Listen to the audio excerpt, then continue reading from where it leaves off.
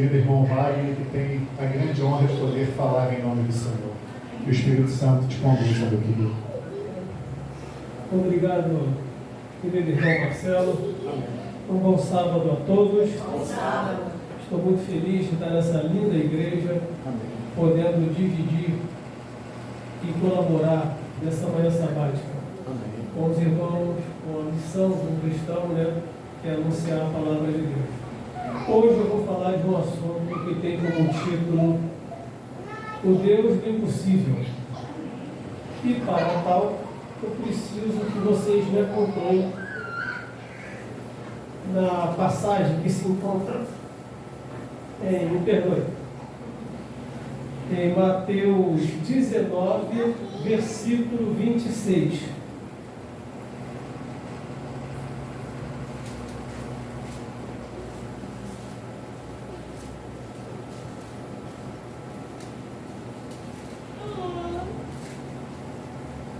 Diz assim: Jesus, fitando neles o olhar, disse-lhes: isto é impossível para vós, mas para Deus tudo é possível. Amém.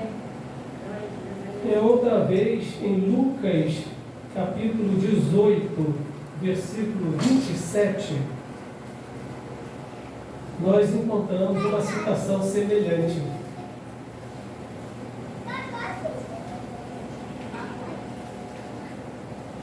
Jesus lhe respondeu: os impossíveis dos homens são possíveis para Deus. Amém.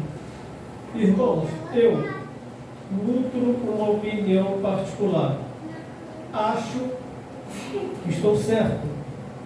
E imagino que esses versículos são os versículos mais impressionantes que alguém pode ler.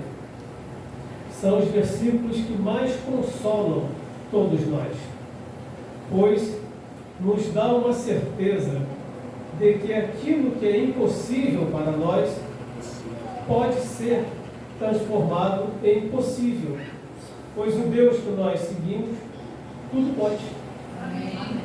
Isso nos consola e é impressionante, pois diante dos problemas da vida, quem poderia ter esperança em tudo, a não ser que tudo que é impossível passasse a ser possível?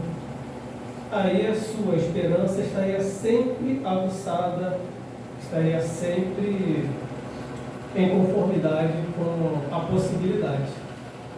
Para provar essa ideia, eu trouxe uma história para vocês e faço questão de dividir. É a história do capitão Jarvis. Essa história ocorreu, se eu não estou enganado, em 1890 ou 1895. Já fazem mais ou menos, aproximadamente, 130 anos.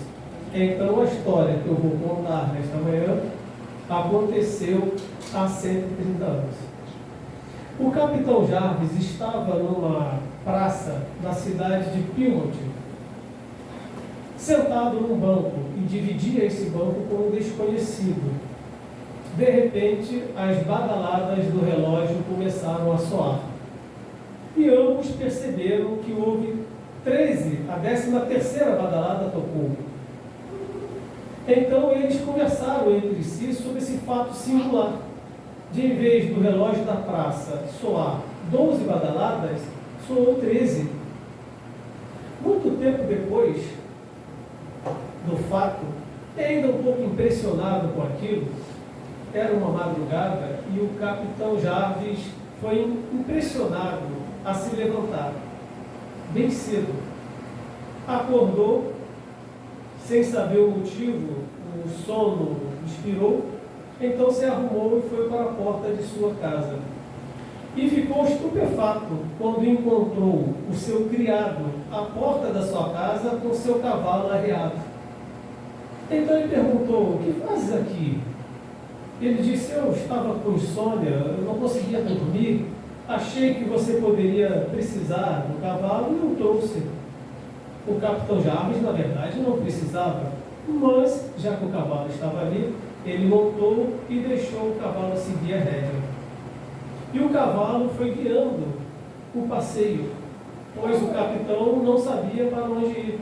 Estava apenas seguindo um rumo sem nenhum planejamento. Quando ele percebeu, o cavalo estava na parte do rio onde fica a balsa.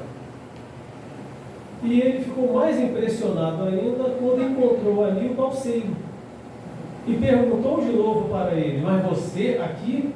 O que fazes aqui tão cedo? E o balseiro respondeu fez uma resposta similar ao criado. Eu estava sem sono, não conseguia dormir, achei que alguém poderia precisar passar o rio e vim aqui, preparei a balsa, estou aqui a serviço de quem precisar. Então o capitão Jarvis colocou o seu cavalo na balsa e o balseiro o atravessou para outra margem do rio. Chegando lá, ele fez aquilo que estava fazendo. Montou em seu cavalo, entregou a rédea para este e ele foi guiando, sem rumo algum. O capitão estava sendo guiado pelo seu animal. Minutos ou horas depois, o cavalo decidiu apear uma estrada onde saiu numa cidadezinha.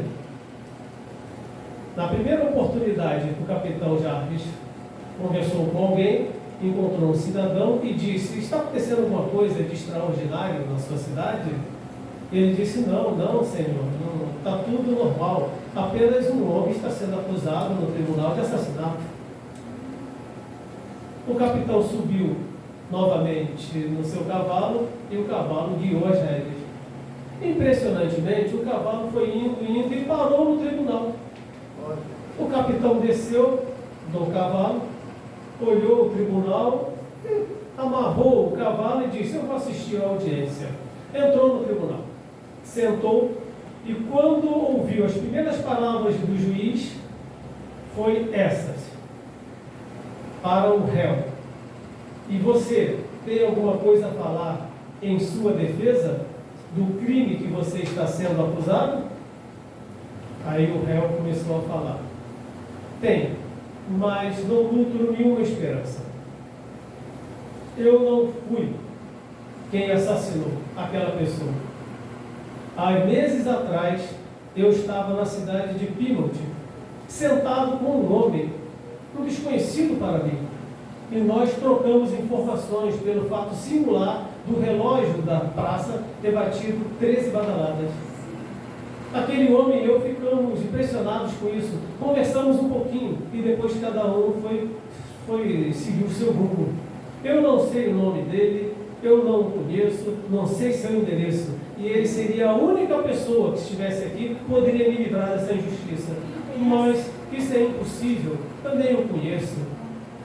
No momento que ele falou isso, o capitão Jarvis se levantou e começou a gritar: eu estou aqui, eu estou aqui. E o juiz ficou impressionado quando viu o capitão, pois, segundo a história, ele era um homem de uma reputação ilibada.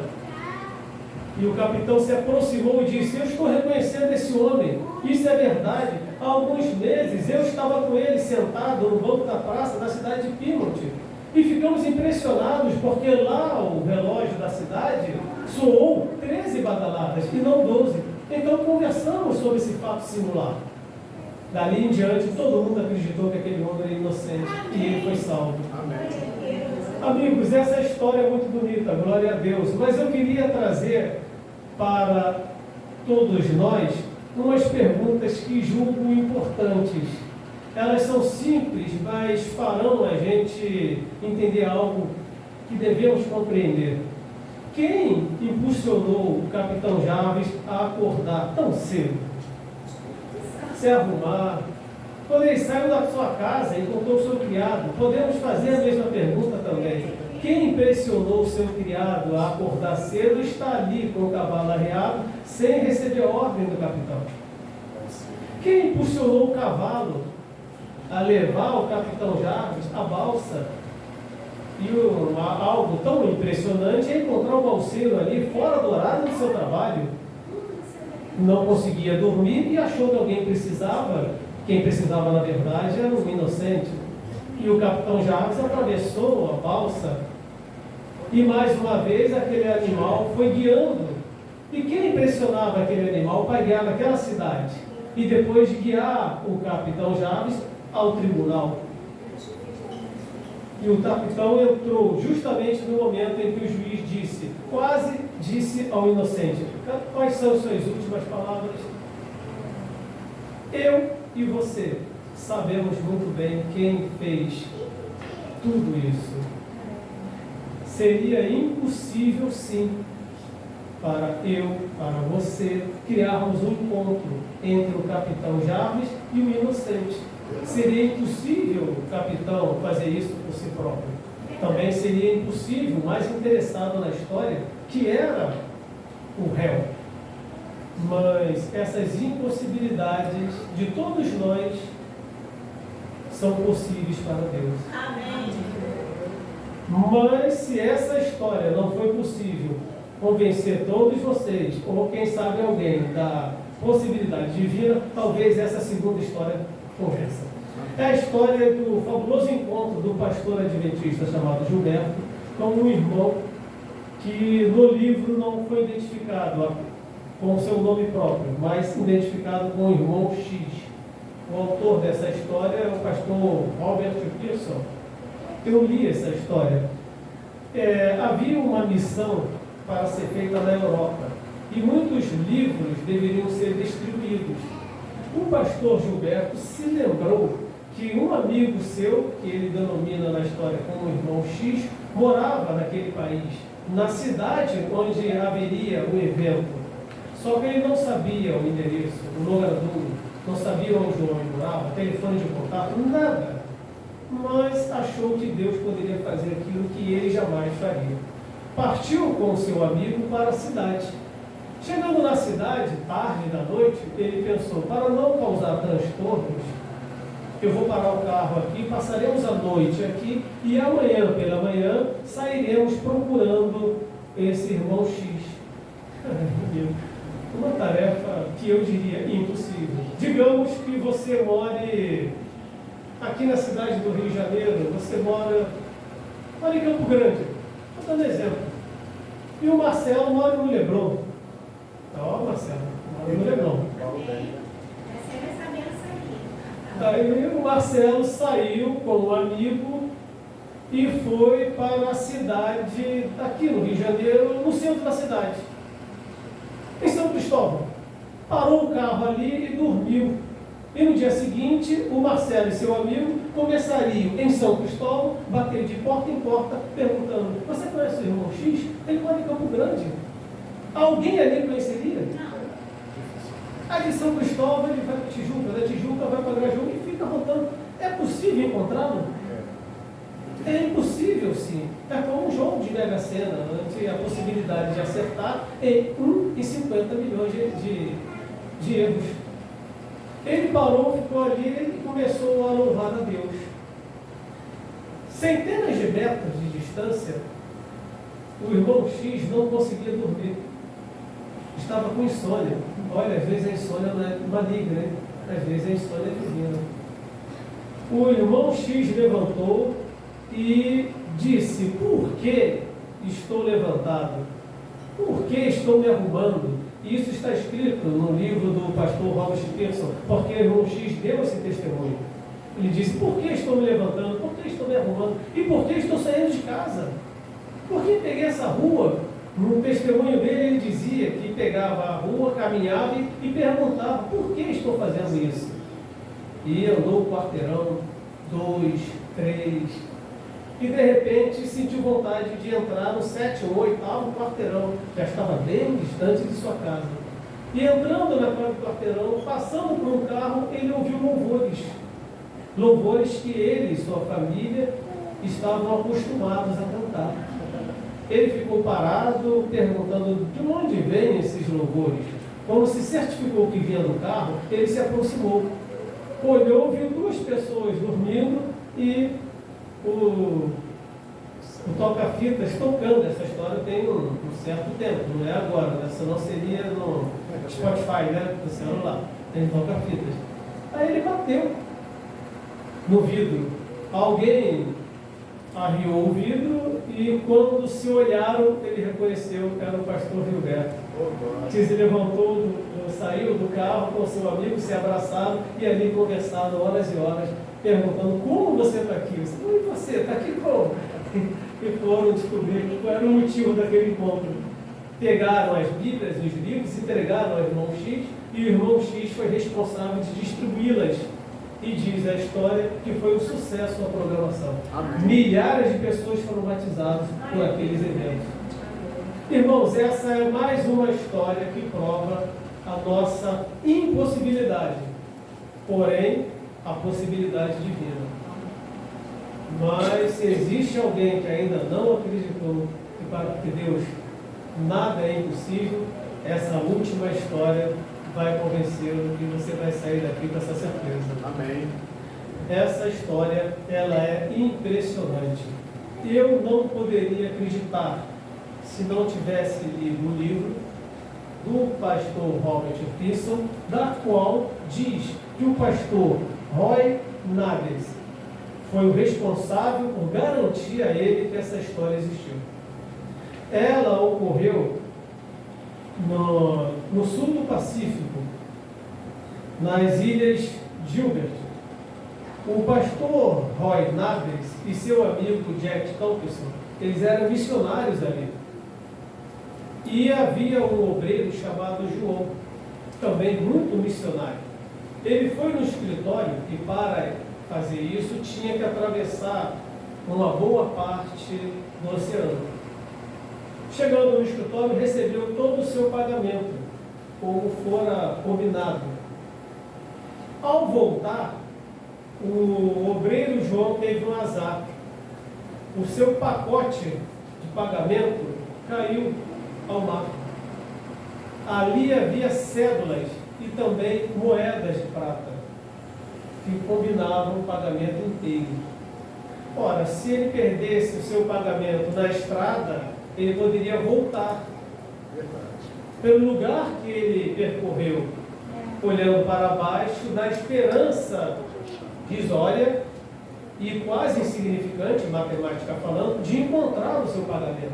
Mas no oceano, ele vai voltar com o barco?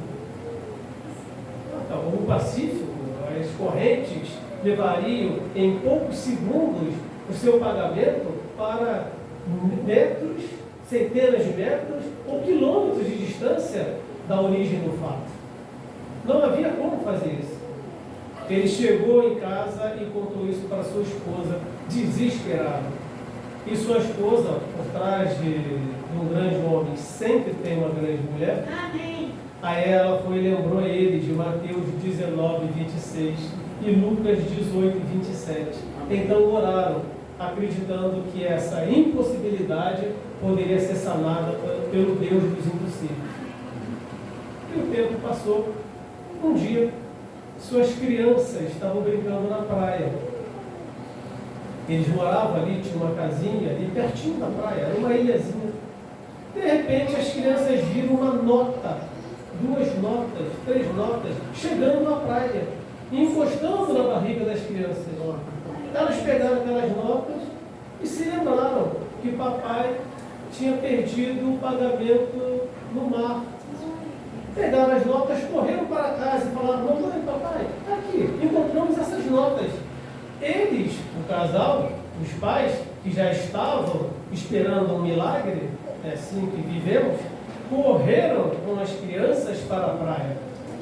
E impressionante, o próprio pastor Robert Pearson, nessa parte, ele diz ao leitor de seu livro: olha, se o pastor Roy Nades e seu amigo Jack Thompson não tivessem confirmado isso em nome de Deus, eu não acreditaria para escrever isso no meu livro. Porque o que vocês vão ouvir é algo super impressionante, impossível de acontecer. As notas vieram para as praias, uma após outra, de valores diversos, não temos uma nota só, né, no nosso mercado. E foi chegando uma após outra. E quando eles contaram, todas as notas estavam ali do pagamento de João. Amém. E as moedas? Só faltou as moedas. Então, ficou com as notas e perdeu as moedas. Mas, de repente, o filhinho, um mais novinho, disse: papai, mamãe, olha ali. Sabe o que era ali? Era uma tábua. E a tábua estava vindo para a praia, E todos ficaram olhando. De repente, a tábua bateu na barriga de João. Estava em cima da tábua todas as moedinhas. E ele contou e disse: o pagamento está aqui todinho. Não está faltando uma moeda sequer. Isso você encontra no livro do autor Robert Pearson. Se eu não me engano, o livro era Alguém Ama Você. Isso é impressionante. Você tem alguma dúvida que para Deus nada é impossível? Eu não tenho. Depois dessa, nem se eu estivesse recebendo para ter dúvida, eu já não teria. Sem dúvida nenhuma, amigos, para nós, muitas coisas são impossíveis. E não poderíamos mudar o traço da história, mudar o traço de tudo que aconteceu e ficamos à mercê das consequências dos fatos. Não podemos voltar atrás e não podemos alterá-los. Nós não podemos voltar atrás. Nós não podemos alterá-lo, mas Deus pode. Amém. Porque para Ele nada é impossível. Irmãos, se você já sabia disso, de que para Deus nada é impossível, e ouvindo essa história, essa mensagem, apenas isso lhe reforçou em mente, eu já me sinto realizado, porque foi essa a minha intenção. Amém. Como um advogado que Deus não precisa, defender a tese de que para Ele nada é impossível. Espero que você saia daqui com essa certeza mais aguçada, pois se tiver algum problema para enfrentar, tenha certeza que se ele é impossível para você, não é impossível para Deus. Amém. E Ele pode solucioná-lo. Eu agradeço a oportunidade que o Marcelo me deu. Amém. E encerro aqui a mensagem desse sábado, Amém. imaginando que contribuir com alguma coisa. Com certeza. Amém, meu querido. Senhor, Deus Todo-Poderoso, nós sabemos que tudo vê, tudo sabe. Por Pai, queremos te suplicar que tu possas guiar a nossa vida, Por favor, Senhor. e nos levar às mansões celestiais. Assim seja. Enquanto provocares nesse mundo, Pai, nos ajude a sermos guia para que outras pessoas possam encontrar o caminho que conduz à salvação. Assim seja, Senhor. Perdoe nossas faltas, Pai. Perdoa-nos.